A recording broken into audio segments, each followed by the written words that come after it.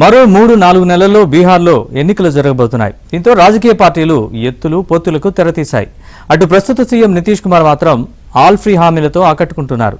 125 యూనిట్ల వరకు ఎవరూ ఎలాంటి విద్యుత్ ఛార్జీలు చెల్లించాల్సిన అవసరం లేదంటూ ప్రకటించారు. అసలు బీహార్లో రాజకీయ ముఖచిత్రం ఎలా ఉంది?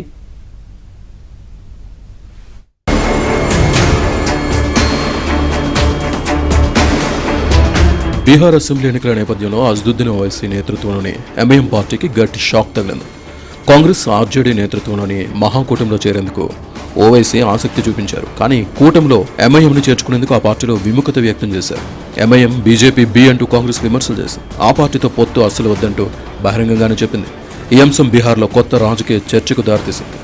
బీజేపీకి బి టీంగా మారిందంటూ ఎంఐఎంపై ఆర్జేడీ సైతం విమర్శలు గుప్పించింది. ఓవైసీ పార్టీ లౌకిక ఓట్లను విభజించడానికి, తద్వారా మతతత్వ శక్తులకు ప్రయోజనం చేకూర్చడానికి నిరంతరం కృషి చేస్తుందని కాంగ్రెస్ ఆర్జేడీ విమర్శించాయి. ఓవైసీ నిజంగా లౌకిక శక్తులకు మద్దతు ఇవ్వాలనుకుంటే ఎంఐఎం బీహార్ ఎన్నికలకు దూరంగా ఉండాలన్నారు. అయితే అసదుద్దీన్ ఓవైసీ కూటమిలో చేరకపోతే బీహార్లో థర్డ్ ఫ్రంట్ ఏర్పాటు చేసే ఛాన్స్ ఉంది. మోడీజీ భారత్ को क्या करना चाहते बताओ आप. मैं बीजेपी से कहना चाह रहा हूं, अगर आप इस मुल्क से मोहब्बत करते तो बताओ, क्या यह सच नहीं है कि भारत को खतरा पाकिस्तान से है, भारत को खतरा चीन से है. अब तो बांग्लादेश में चीन और पाकिस्तान घुस गए. अरे मुल्क को जिससे खतरा है तुम उसकी तरफ तवज्जो करो ना. तुम मुल्क के अंदर ये क्या कर रहे हो? चीन हर तरफ से भारत को घेर रहा है. बांग्लादेश के बॉर्डर पर चीन वहां पर बांग्लादेश की जनता के लिए, आवाम के लिए एयर स्ट्रिप बना रहा. आप खड़े होकर भारत से देख सकते. अरे दुश्मन भारत का हमारे दरवाजे तक आकर दस्तक दे रहा है. బీహార్ ఓటర్ల జాబితా సవరణపై ఓవైసీ పోరాడుతున్నారు. బీజేపీకి కాంగ్రెస్ బి టీం అని ఆరోపించారు. అటు బీజేపీ జేడీయూ మాత్రం పొత్తు ఉంటుందని తేల్చి చెప్పాయి. మరోసారి బీహార్ సీఎం పీఠం కైవసం చేసుకునేందుకు నితీష్ కుమార్ ఎన్నికల ముందు ప్రజల మద్దతు మరోసారి పొందేందుకు 125 యూనిట్ల వరకు ఉచిత విద్యుత్ అందించనున్నట్టు చెప్పుకొచ్చారు. ఆగస్టు 1వ తేదీ నుంచి గృహ వినియోగదారులకు ఈ నూతన పథకం అమల్లోకి రానుంది. ఈ ప్రకటనతో బీహార్ రాజకీయాల్లో హీట్ మరింతగా పెరిగింది. ఈ కొత్త పథకం వల్ల దాదాపు 1,67,00,000 కుటుంబాలకు లబ్ధి చేకూరే ఛాన్స్ ఉంది. ఈ పథకం ద్వారా పేద మధ్యతరగతి కుటుంబాలపై ఆర్థిక భారం తగ్గనుంది. బీహార్ ముఖ్యమంత్రి నితీష్ కుమార్ 9 సార్లు ముఖ్యమంత్రిగా ప్రమాణ స్వీకారం అవ్వాడు. 2005 నుంచి ఇంకో ముఖ్యమంత్రి అనేవాడు బీహార్కి లేడు, ఒక 6-7 నెలలు తప్ప. అందువల్ల ఆయనకి ఎలక్షన్లు అంటే ఏం తొందర లేదు, అన్ని ఏర్పాట్లు చేసుకుంటాడు. దాంతోపాటు ఆయనకి బలమైన బీజేపీ ఆయనతో ఉన్నది. నరేంద్ర మోడీ ఇమేజ్ కూడా చాలా ఎక్కువగా ఉన్నది బీహార్లో. ఇవన్నీ చూస్తే ఆయన చాలా కాన్ఫిడెంట్గా ఉన్నారు. అంతా ఫ్రీ ఇస్తున్నారంటే దేశం అంతా ఫ్రీ ఆఫర్ చేస్తున్నారు. అదే కాకుండా ఎక్కువ ఆఫర్ చేస్తున్నారు. కాబట్టి ఆ విషయంలో ఆయన తగ్గకుండా చేయవలసిన చేస్తున్నారు. ముఖ్యంగా ఇప్పుడు బీహార్లో 2 కూటమిలు ఉన్నాయి. ఆంధ్రప్రదేశ్లో మొన్న ఎలక్షన్ జరిగినట్టుగా.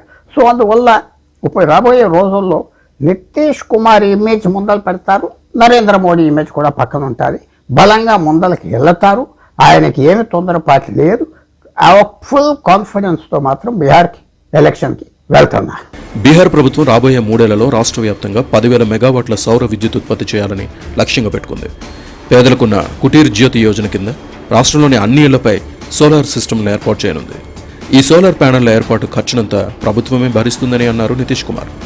ఉచిత విద్యుత్ పథకం వల్ల జేడీయూ బీజేపీ కూటమికి ప్రజా మద్దతు పెరగొచ్చని భావిస్తున్నారు రాజకీయ విశ్లేషకులు. బీహార్లో ఉన్న కుల సంఖ్యలు, అలాగే మతం ఉన్న ప్రాబ్లమ్స్, మైనారిటీస్ ఉన్న ప్రాబ్లమ్స్ బీజేపీకి ఇంకా ఫుల్ గ్రిప్ రాలేదు. అందుకనే నితీష్ కుమార్ మీద ఆధారపడి ముందరికి వెళ్తున్నారు. నితీష్ కుమార్ ఇమేజ్ లేకపోతే బీజేపీ గవర్నమెంట్ ఫామ్ చేయలేదు.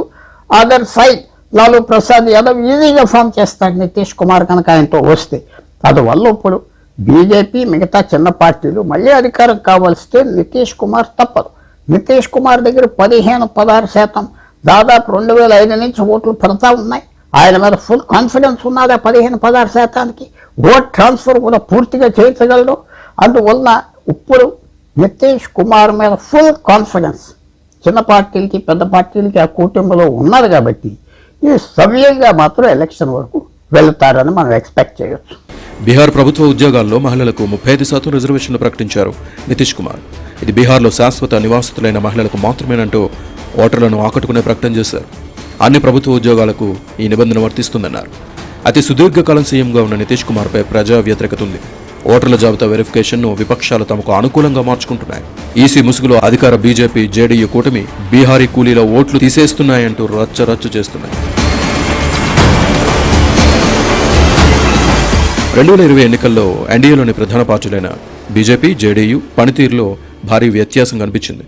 2020 బీహార్ శాసనసభ ఎన్నికల్లో బీజేపీ 110 సీట్లలో పోటీ చేసి 79, జేడీయూ 115 సీట్లలో బరిలోకి దిగి 45 మాత్రమే గెలుచుకున్నాయి. అందుకే ఇప్పుడు తమకు ఎక్కువ సీట్లు ఇవ్వాలంటోంది బీజేపీ.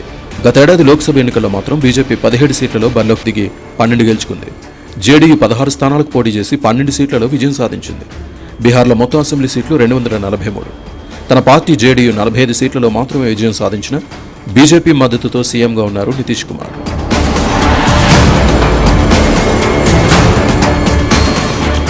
అటు మహాకూటమిలో ఉన్నాయి కాంగ్రెస్, ఆర్జేడీ, కమ్యూనిస్ట్ పార్టీలు. ఆర్జేడీ 138, కాంగ్రెస్ 54 సీట్లలో పోటీ చేయాలని భావిస్తున్నాయి. వామపక్షాలకు 20 స్థానాలు కేటాయించే ఛాన్స్ ఉంది.